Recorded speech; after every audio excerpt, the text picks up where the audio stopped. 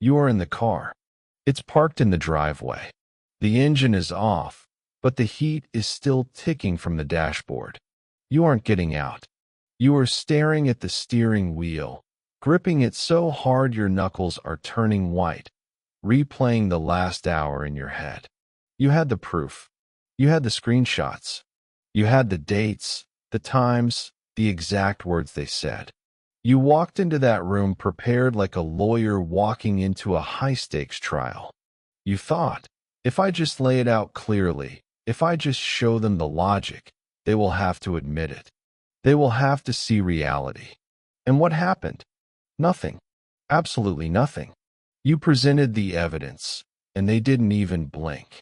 They looked at the text message on your phone, the one that proves they lied, and they shrugged.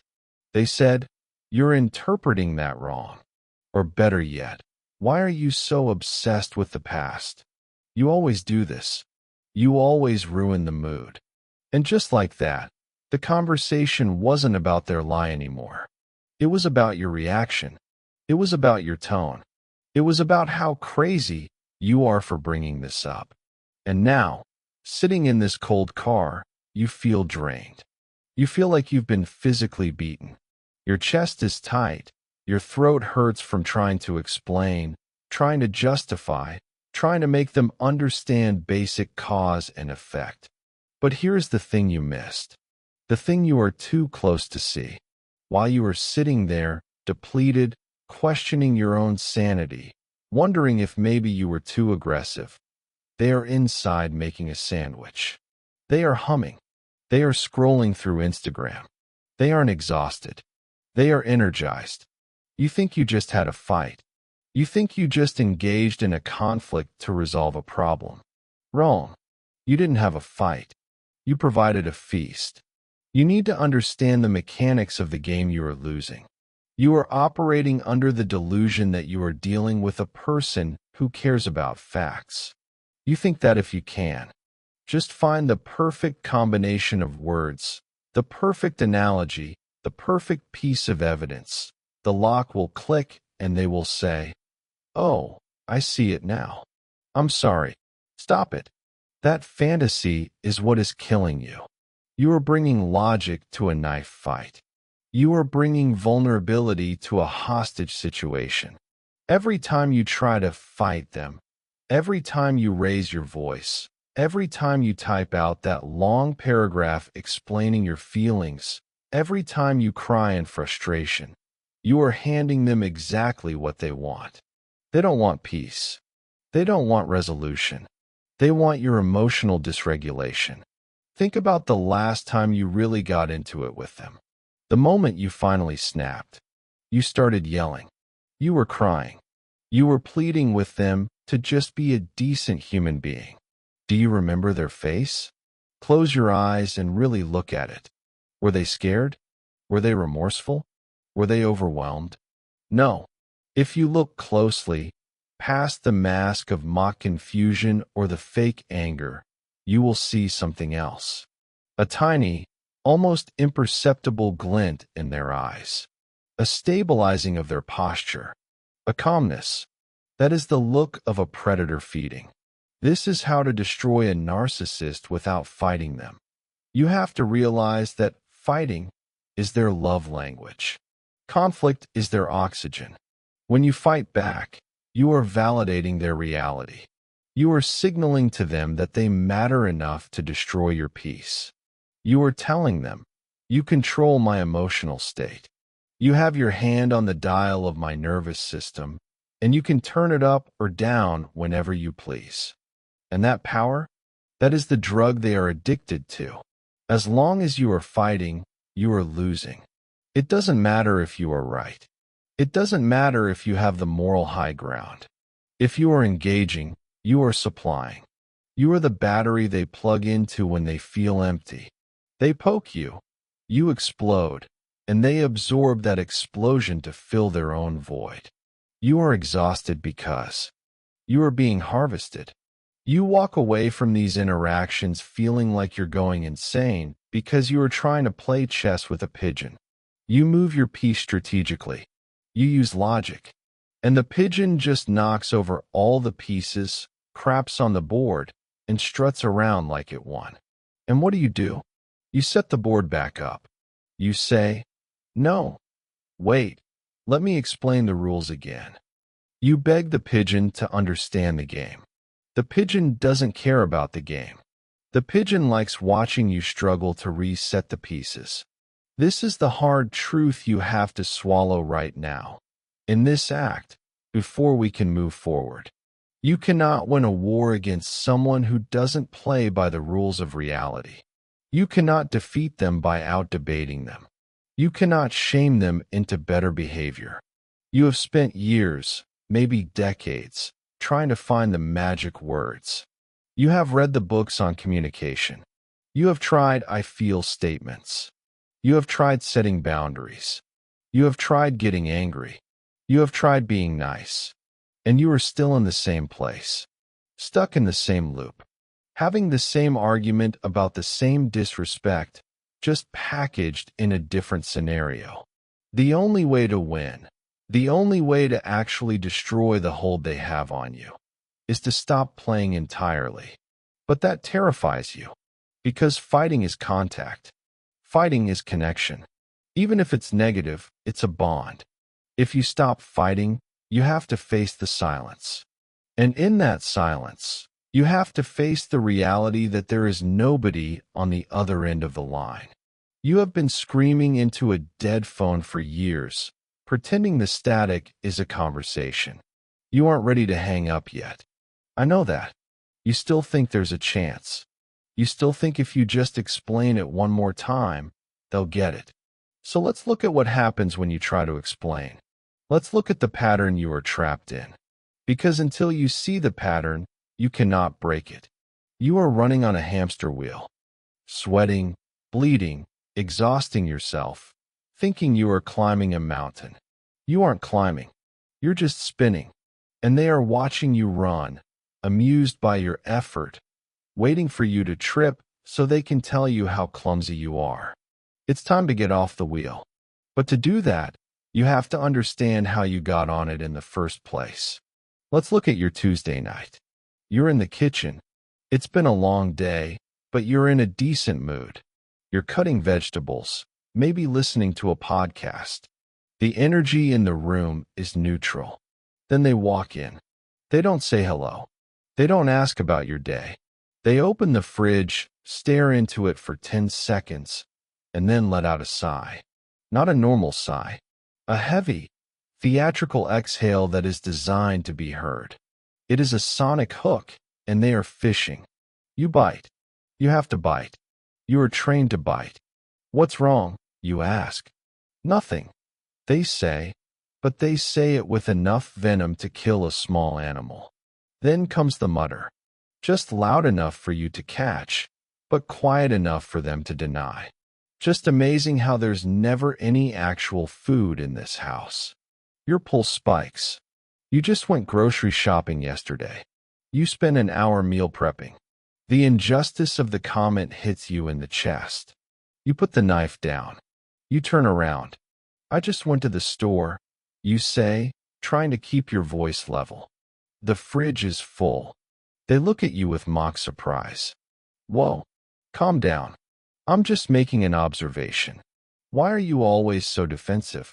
It's honestly exhausting walking on eggshells around you. And there it is. The flip. In less than 60 seconds, you have gone from chopping carrots to defending your entire personality. You start explaining. You start listing the items in the fridge. You start raising your voice because they aren't listening. You are getting flushed. Your heart is hammering. You feel like you are going crazy because the reality in front of you, a full fridge, is being denied by the person standing next to you. You escalate. You yell. Maybe you slam a cabinet. You are fully dysregulated. You are chaos. And then, watch them. Look at them in that exact moment. They pick up an apple. They take a bite. They lean back against the counter, looking at you like you're a specimen in a jar. They are calm.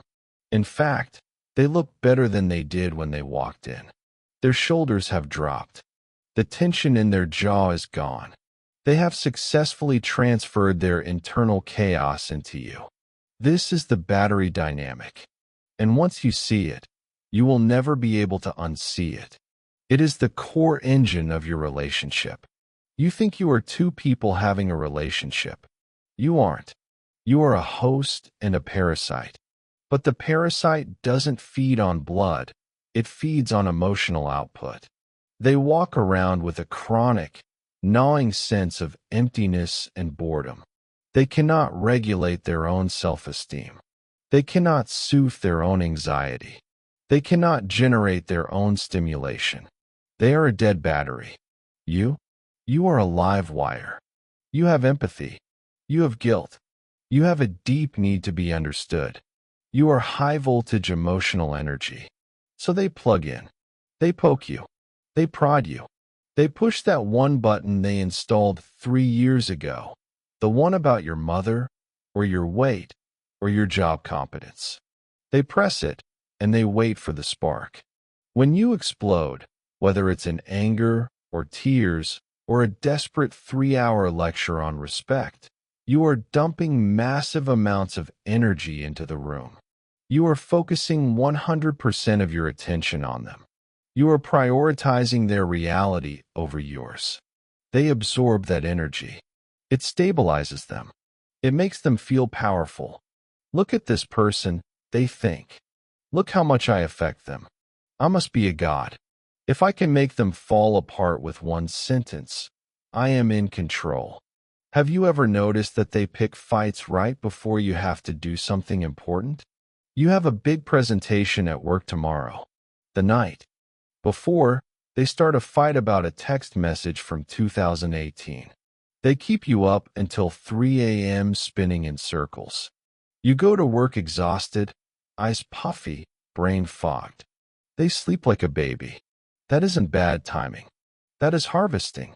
They saw you accumulating energy, confidence, focus, excitement, and they couldn't stand it. That energy wasn't being directed at them. So they smashed the container to drink the spill. You think you are fighting to resolve an issue. You think if you just explain that you need sleep, they will stop. But they don't want you to sleep. They want you drained. Because when you are drained, you are easier to control. When you are exhausted, you don't have the bandwidth to leave. You are being used as an emotional dialysis machine. They filter their toxicity through your system. You process it, you get sick from it, you carry the weight of it, and they walk away clean. Think about the aftermath of these fights. You are wrecked for days. You are replaying the conversation in the shower. You are asking friends, was I out of line? You are Googling communication tips. Meanwhile, they are asking what's for dinner. They have completely moved on. They don't have an emotional hangover because they didn't lose anything. They gained everything. You are waiting for an apology that will never come because you don't apologize to a toaster for using it to make toast.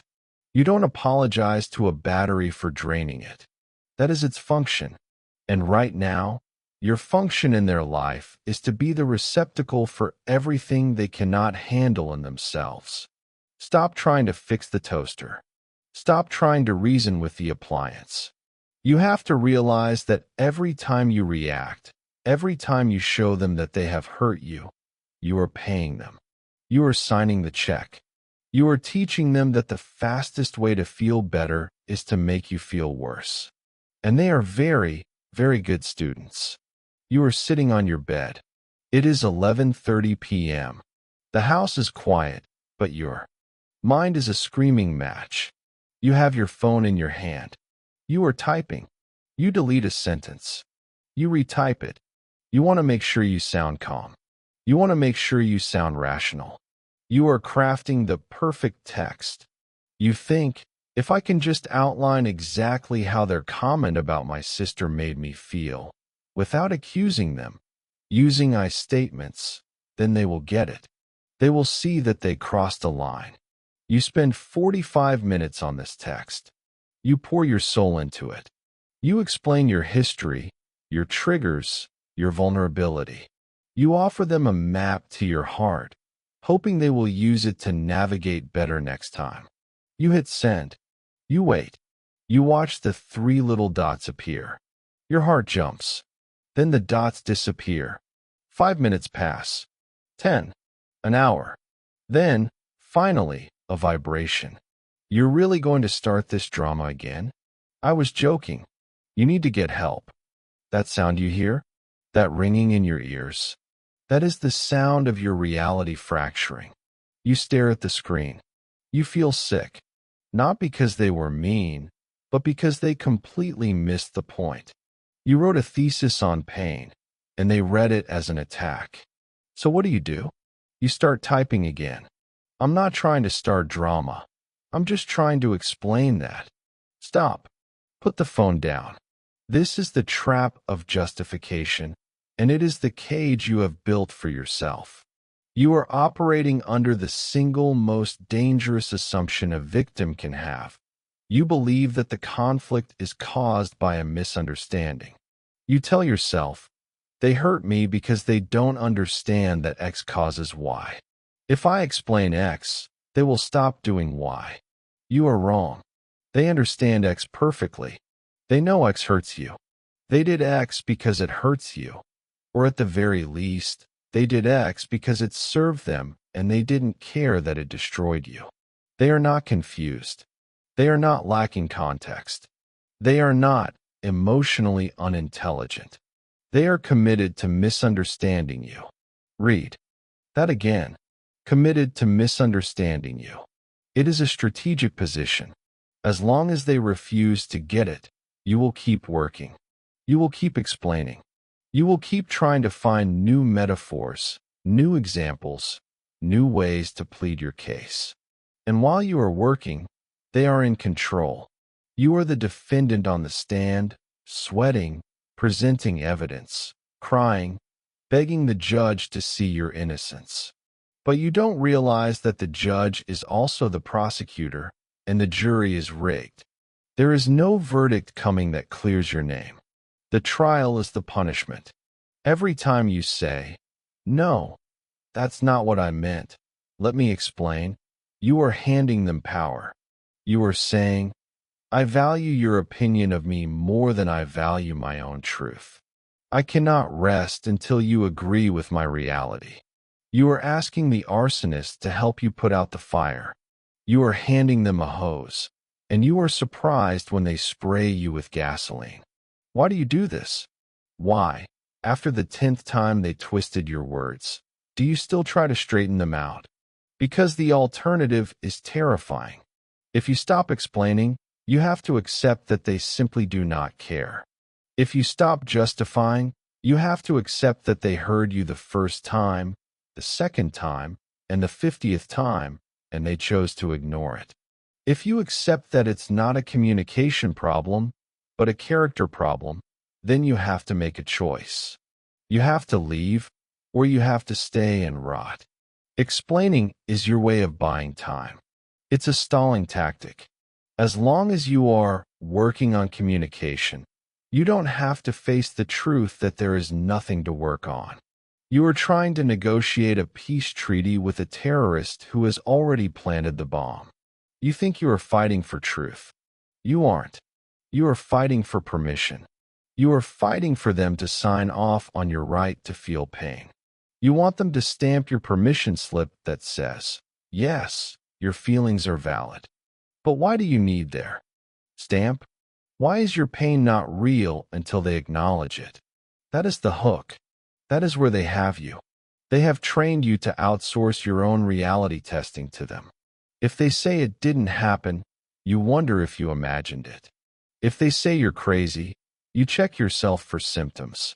You are addicted to the justification because you are starving for the validation. But you are going to the hardware store looking for milk. They do not sell it. They never have. They never will. And standing at the counter screaming, "But I really need milk," just makes you look insane to the people walking by. The moment of clarity, the gut punch, is this. You do not need them to understand you. You need to understand them. You need to see that their confusion is a weapon. Their forgetfulness is a tactic. Their misinterpretation is a strategy. When you stop explaining, you stop playing. When you stop justifying, you take back the gavel.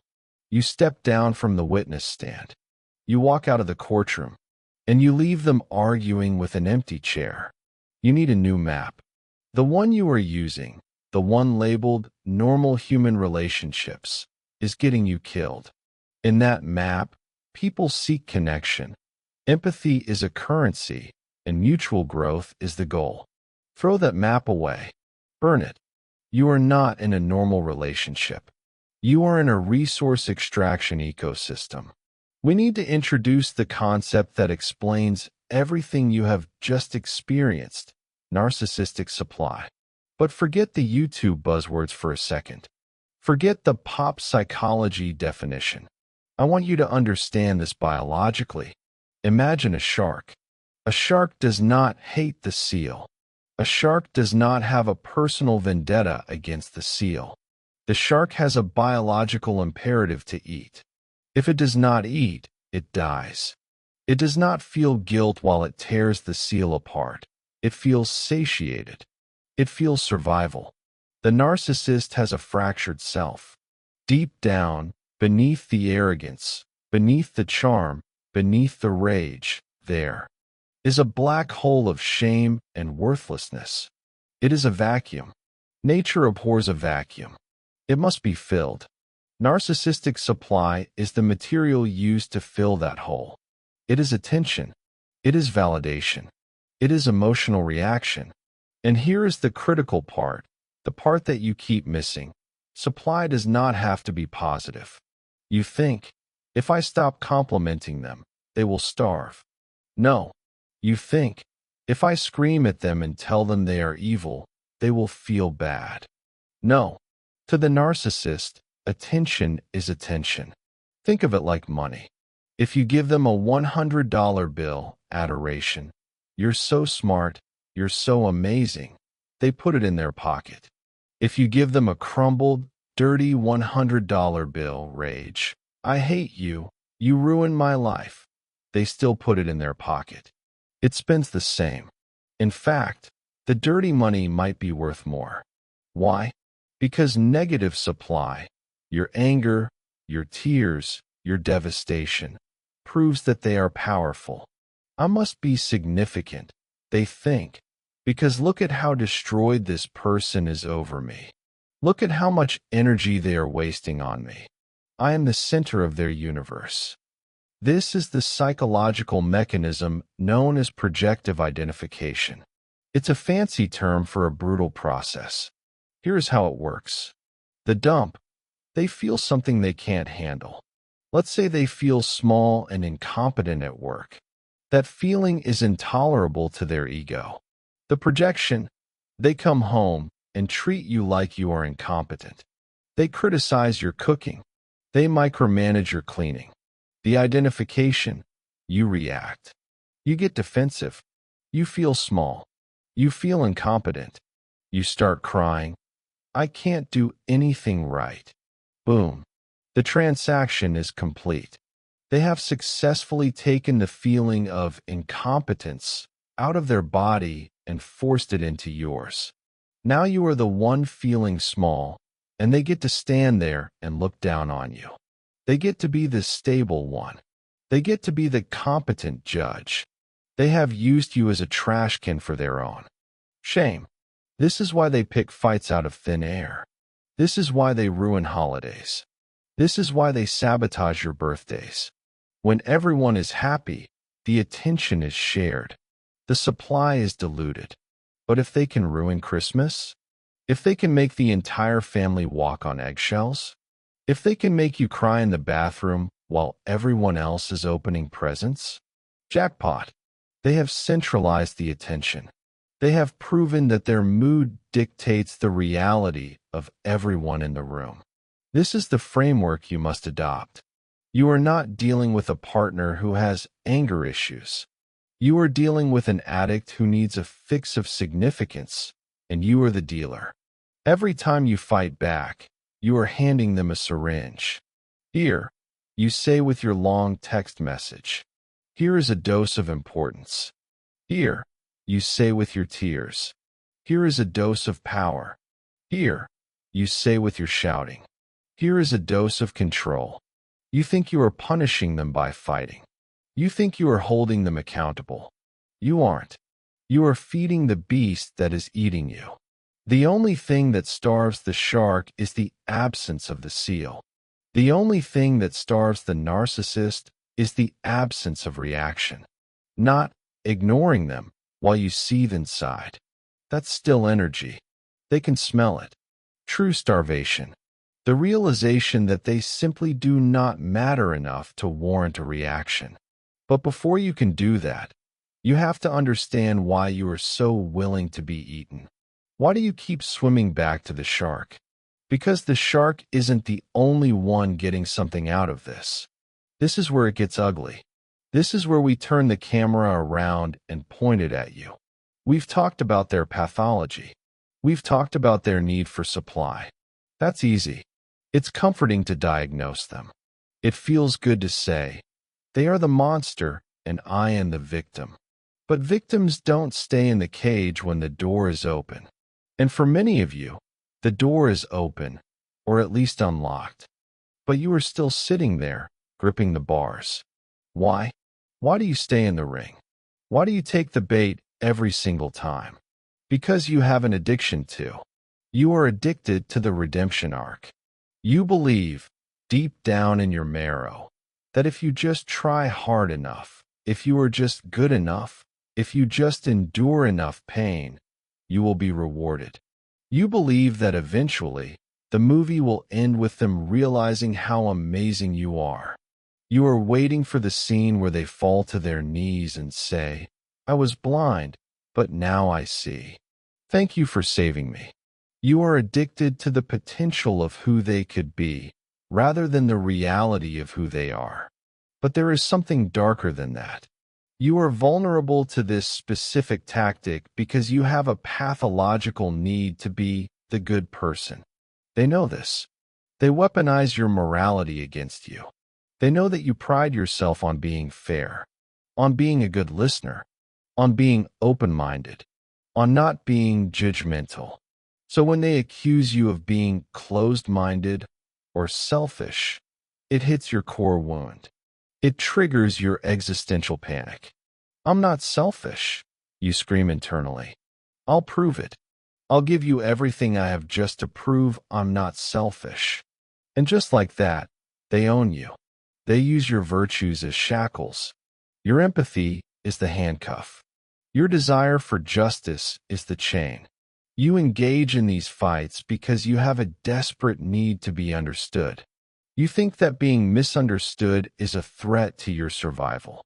When they twist your reality, when they say, you're crazy or you're lying, your brain registers it as a death threat. In a tribe, if you are labeled the liar or the crazy one, you get exiled. Exile means death. So you fight. You fight with the ferocity of a dying animal. You pull out receipts. You call witnesses. You scream until your voice gives out. You are fighting for your reputation, your sanity, your very identity. I am a truthful person, you are screaming. But who are you screaming it to? To the person who is committed to painting you as a liar. You are looking for your reflection in a broken mirror. You are trying to fix your hair, but the image is distorted. So you move closer. You squint. You twist your face. But the image is still broken. You don't need to fix your face. You need to stop looking in the mirror. You fall for it because you still believe in the fairness fallacy. You believe that if you input truth plus kindness plus logic, the output must be resolution. When the output comes back as abuse, you think system error. So you input it again, and again, and again. You are a slot machine player pulling the lever. I put in the coin of kindness. Where is my payout? The machine is rigged. There is no payout. The house always wins. But the hardest pill to swallow is this. Part of you, the shadow part, likes the fight. The fight is intense. The fight is passionate. The fight means they are looking at you. The fight means you are entangled. When you are fighting, you aren't lonely. When you are fighting, you have a mission. Your mission is make them understand. It gives you a purpose. It fills your day. It occupies your mind. If you stop fighting, if you accept they will never understand, what do you have left? You have a void. You have the crushing realization that you have wasted years on a phantom. You have the grief of the relationship you never actually had. Fighting keeps the grief away. Fighting keeps the hope alive. Because as long as we are arguing, we are still in this together. To destroy them without fighting, you have to be willing to kill that hope. You have to be willing to be the bad guy in their story. Can you handle that? Can you handle them telling everyone you are crazy and you just saying nothing? Can you handle them thinking they won while you quietly pack your bags? Most people can't. Most people would rather be right and miserable than misunderstood and free. Are you most people? It is time to descend. We are done with the theory. Now we talk mechanics. You know you can't fight them. You know you can't explain your way out. You know your empathy is a liability. So what do? You enter the void. This is not the gray rock method you've read about on Instagram. Gray rock is defensive. Gray rock is hiding. I'll just be boring so they go away. It's passive. It's fear-based. I am talking about radical indifference. I am talking about becoming a psychological black hole. When light hits a black hole, it doesn't bounce back. It doesn't reflect. It vanishes. When a narcissist throws a tantrum, or a guilt trip, or a baiting comment at you, they are shining a light. They are looking for a reflection. They want to see fear, anger, or confusion on your face. You are going to give them nothing. Not the silent treatment. The silent treatment is aggressive. It's pouting. It screams, I am hurting and I am punishing you. That is still supply. That is still engagement. Radical indifference is different. It is the genuine, bone-deep realization that their behavior is irrelevant. Here is how it looks in practice. Scenario: they come home and start the bait. I see you didn't bother to do the dishes. Again, I guess I'm the maid around here. Old you. That's not fair. I did them yesterday. I've been working all day. Why do you always do this? Supply delivered. Fight initiated. The void. You are reading a book. You don't look up immediately. When you do, your face is slack. Your eyes are dead. You look at them not with anger, but with the mild curiosity you would give a blinking streetlight. Okay, you say, and you go back to reading. Okay, that's all you have to say. You're unbelievable. I heard you. You say, calm, flat monotone. The dishes aren't done. You don't defend. You don't explain. You don't counterattack. You just state the fact. This is the observation technique. You become a reporter in a war zone. You are not a soldier. You are just observing. You seem very angry, you say, not accusingly, just noting it. That is an interesting perspective, you say. You are entitled to your opinion. Do you see what is happening here? You are refusing to catch the ball. They throw the ball of chaos at you. You let it hit your chest and fall to the floor. You don't pick it up. You don't throw it back. You just look at the ball, then look at them. This creates a supply vacuum, and it is terrifying for them. When they scream and you don't scream back, the echo of their own voice becomes unbearable. They are left alone in the room with their own craziness. Imagine punching a punching bag. It feels good. Thwack. Resistance. Impact. Now imagine punching a cloud. You swing. Your arm overextends. You stumble. You look foolish. There is no impact. Be the cloud. This requires you to kill your ego. Your ego wants to say, I am not a maid. Your ego wants to correct the record. You have to tell your ego to shut up. You are playing a longer game. You have to detach from the outcome of the conversation. You have to realize that winning isn't getting them to agree. Winning is keeping your heart rate under 80 beats per minute. If you can stand in the kitchen while they are berating you, and internally you are thinking about what you want to order for lunch tomorrow, you have destroyed them. Because you have taken away their power to define your reality. They will escalate. Be warned. When the vending machine eats their dollar and doesn't give a soda, they don't walk away. They shake the machine. They kick it. They will try harder. They will say the meanest, most vile things they can think of. They will target your deepest insecurities. You're just like your mother. No wonder your ex left you.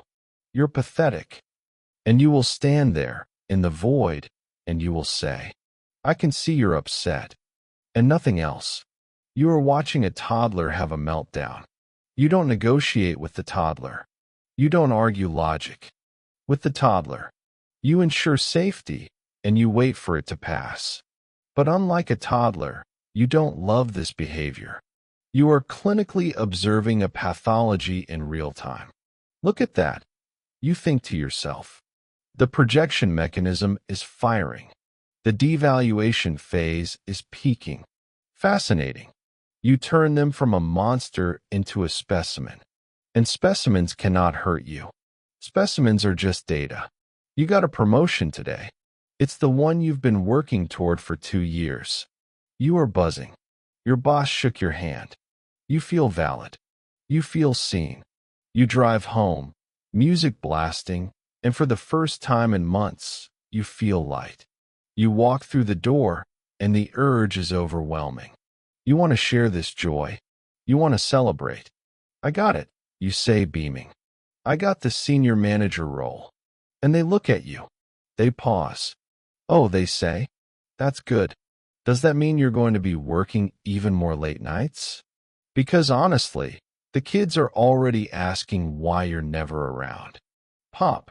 The balloon didn't just deflate, it was shot down by a sniper.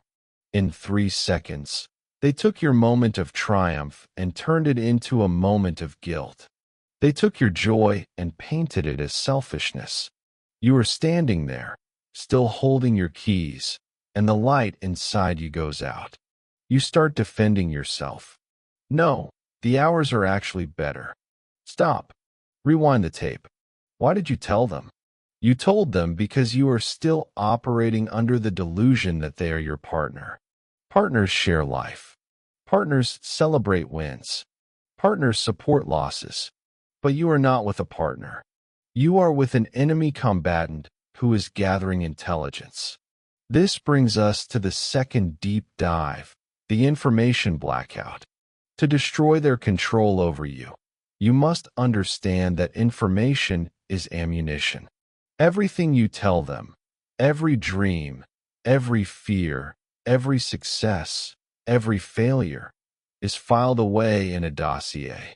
They are not listening to connect. They are listening to reload. If you tell them you are afraid of losing your job, they will bring that up 3 weeks later in a fight. You're lucky I stick around, considering you're barely hanging on at work. If you tell them you are proud of your painting, they will make a subtle joke about hobbies that don't pay the bills. If you tell them you had a bad day, they will top it with a worse day, or tell you you're too sensitive. So the tap runs dry. Today, right now, you are going to implement a complete embargo on personal data. You become a conversational ghost. You are polite. You are present. But you are empty. How was your day, they ask. Fine, you say. Standard Tuesday. Traffic was heavy on the 405. What are you thinking about? They ask, probing, sensing your withdrawal. Just wondering if we need milk, you say. You give them facts, never feelings. You give them logistics, never dreams. You talk about the weather. You talk about the plumbing. You talk about the schedule for the kids, but you do not tell them about the funny joke your coworker told. You do not tell them about the book that made you cry. You do not tell them about the anxiety in your chest. You keep your inner world strictly classified. Why? Because if they don't know what you love, they can't kill it. If they don't know you got a promotion, they can't ruin the celebration. You celebrate with your friends. You celebrate with your mom. You celebrate in silence in your car. But you do not bring that fragile, beautiful bird into the cage with the cat. And if they don't know what you fear, they can't use it. If they don't know you're insecure about your weight, they don't know where to stick the needle. If they don't know you're worried about money, they can't weaponize your spending. You are starving them of the handles they use to steer you. Imagine trying to wrestle someone who is covered in oil. You can't get a grip. You slide off. By withholding your inner self, you become frictionless. They will notice. Oh, they will notice. You're so distant lately, they will say. You never talk to me. I'm right here. You say calm, pleasant. I just told you all about the car inspection. They will try to pry you open. They will try to provoke a reaction just to see if there is still a person in there. You're being weird. Are you having an affair? No, you say. Just tired. How was your lunch? You pivot. You deflect.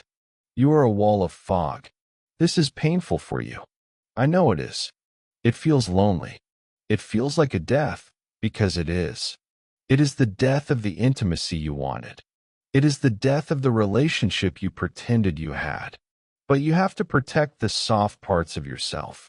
You have been walking around without skin, wondering why every touch burns. Put your skin back on. Lock the door to your soul. They lost the key years ago. Stop leaving the window open hoping they'll climb in and be nice. They won't. They will just muddy up the carpet and steal the silver. Keep the silver hidden. Keep your joy safe. They can have the weather report. They can have the grocery list. But they cannot have you. Not anymore. You are standing in the living room. The air is thick. They are pacing. They are ramping up for the grand finale of the argument. They stop, turn to you, and deliver the line they know will destroy you. The line that hits your deepest fear of being a bad person.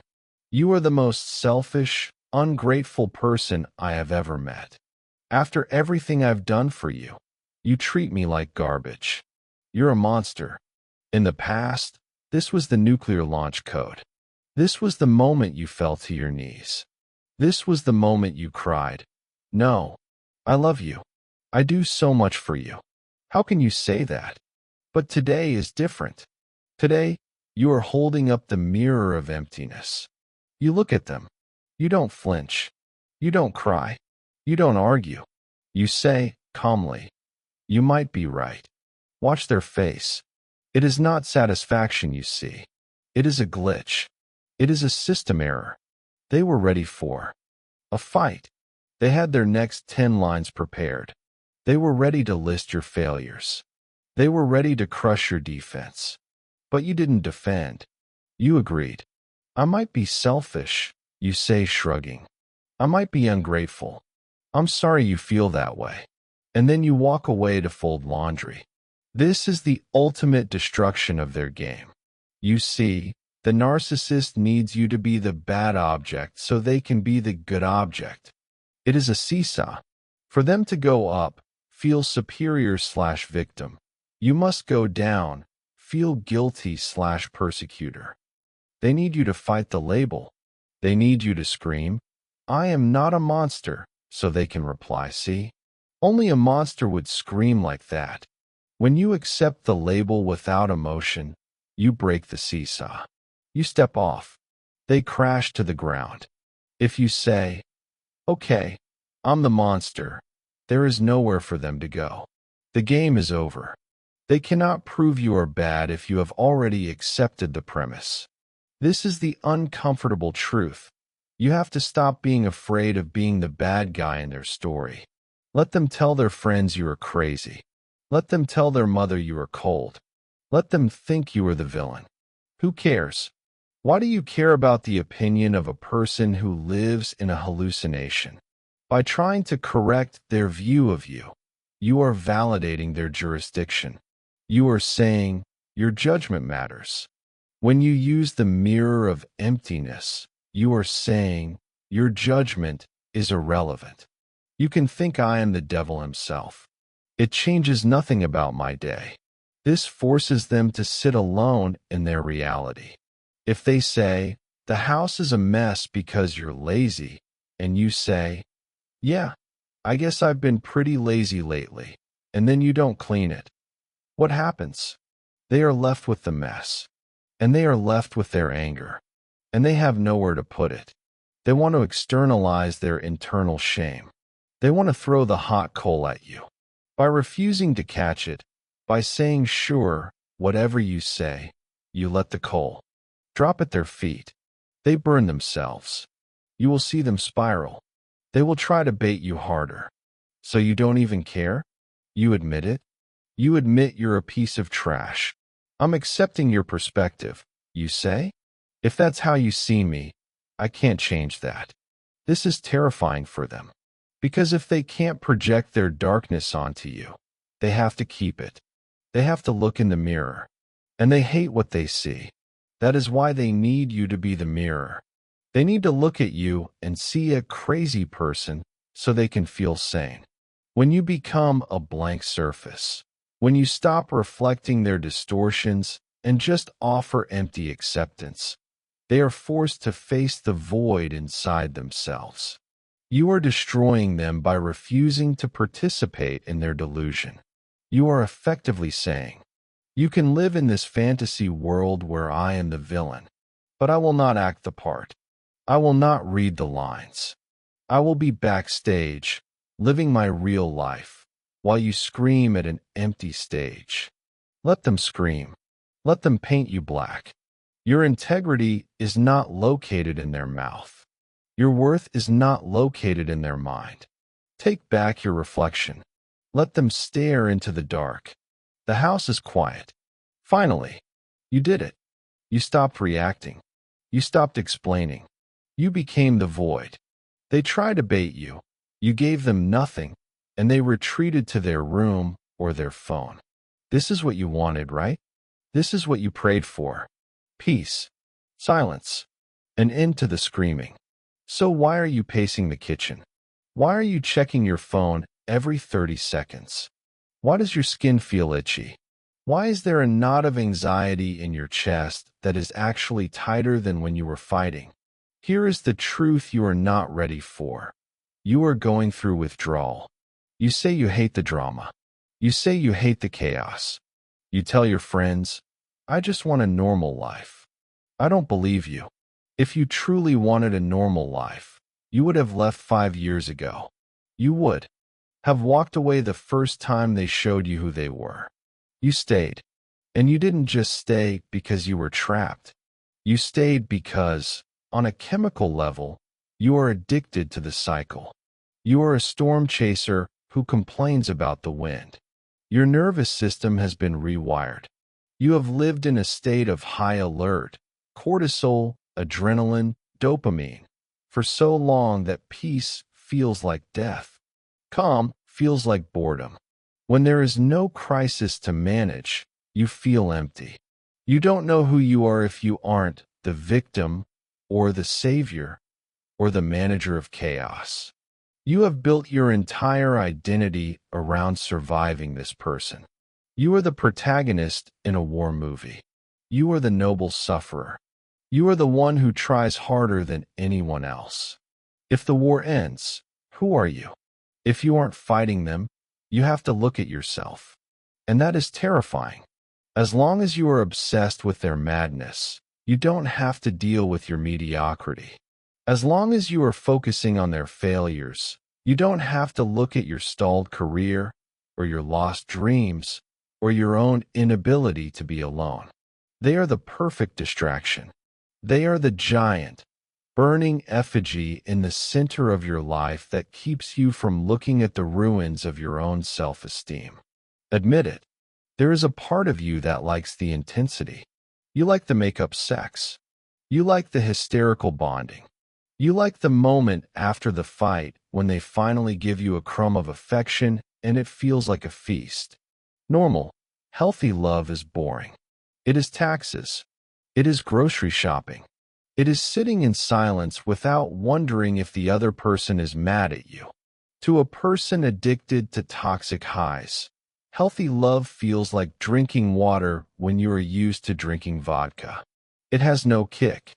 It feels flat. So what do? You poke the bear. You tell yourself you're not doing it. But you are. You ask the question you know will trigger them. You make the comment with the tone you know they hate. You leave the socks on the floor. You subconsciously manufacture the conflict because the silence is too loud. You need the hit. You need the validation of the fight to feel alive. To truly destroy the narcissist, you have to destroy the addict inside of you. You have to be willing to be bored. You have to be willing to sit in a room that is quiet and not feel the urge to set it on fire. You have to look at your own complicity. You are not just a victim of their manipulation. You are a participant in the dance. You know the steps. You know the rhythm. And every time they extend their hand for another round of, let's destroy each other, you take it. Why? Because you are afraid that if you let go of the dance, you will be standing alone on the dance floor. And you don't think you are enough to stand alone. You think bad attention is better than no attention. You think negative connection is better than isolation. This is the mirror turn. Stop looking at them. Stop analyzing their childhood trauma. Stop diagnosing them. Look at you. Why are you choosing pain? Why is the known hell safer to you than the unknown heaven? You can't destroy them until you stop using them as a drug. You have to go cold turkey. And it is going to hurt. You are going to feel the shakes. You are going to feel the depression. But that pain, that is the pain of healing. The pain you are in now, that is the pain of dying. Which pain do you want? Because you are choosing one of them right now. Every time you engage, you are choosing the pain of dying. You are choosing the slow rot. Stop resetting the trap. Stop walking into the buzzsaw and complaining that it cuts you. The buzzsaw is a buzzsaw. It does what it does. You are the one pushing your hand into the blade. Fast forward. It is 5 years from today. Look at the calendar. You are sitting in the same chair. You are having the same argument. You are 5 years older. You are 5 years more tired. Your skin is a little grayer. Your eyes are a little dimmer. The stress has settled permanently into your shoulders. They haven't changed. They are exactly the same. They are still the victim. They are still the center of the universe. They are still draining you. But there is less of you to drain now. You are a husk. You are a shell. You have spent 5 more years trying to explain, trying to fix, trying to love a black hole. And what do you have to show for it? Nothing. Absolutely nothing but a wasted life. This is option A. This is the default setting. This is what happens if you close this video and go back to doing what you have always done. You will rot. Slowly, quietly, and painfully. You will die inside long before your heart stops beating. Is that what you want? Is that what you were born for? To be a battery for someone else's ego? To be a footnote in the autobiography of a tyrant? Now look at option B. Option B is the nuclear option. Option B is the only way to actually destroy them. And when I say destroy, I don't mean ruin their life. I don't mean getting revenge. I don't mean slashing their tires or exposing them on Facebook. That is still engagement. That is still worship. To destroy them, you must render them obsolete. You must make them irrelevant to your existence.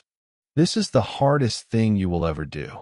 It requires you to walk away from the table while your chips are still on it. You have to accept that you will never get your winnings. You will never get the closure. You will never get the apology. You have to cut the cord. If you can leave physically, you leave. You pack the bags while they are out. You block the number. You delete the photos.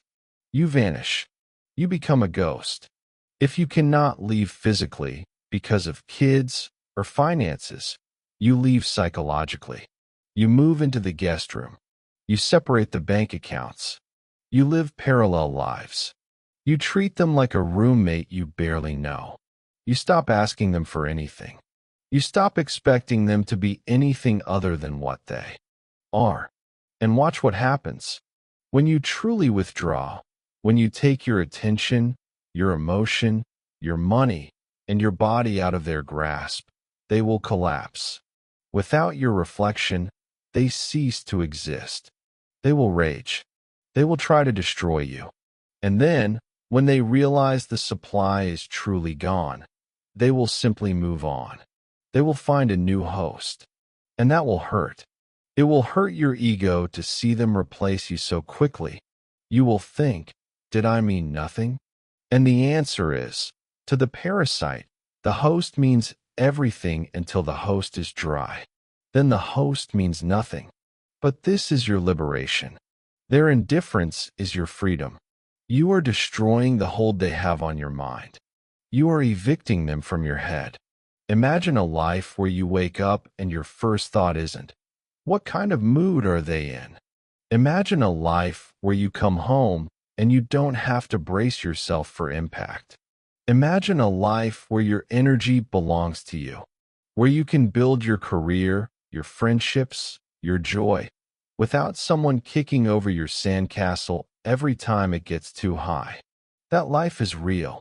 It is waiting for you. But it costs something. It costs you the fantasy. You have to grieve the potential.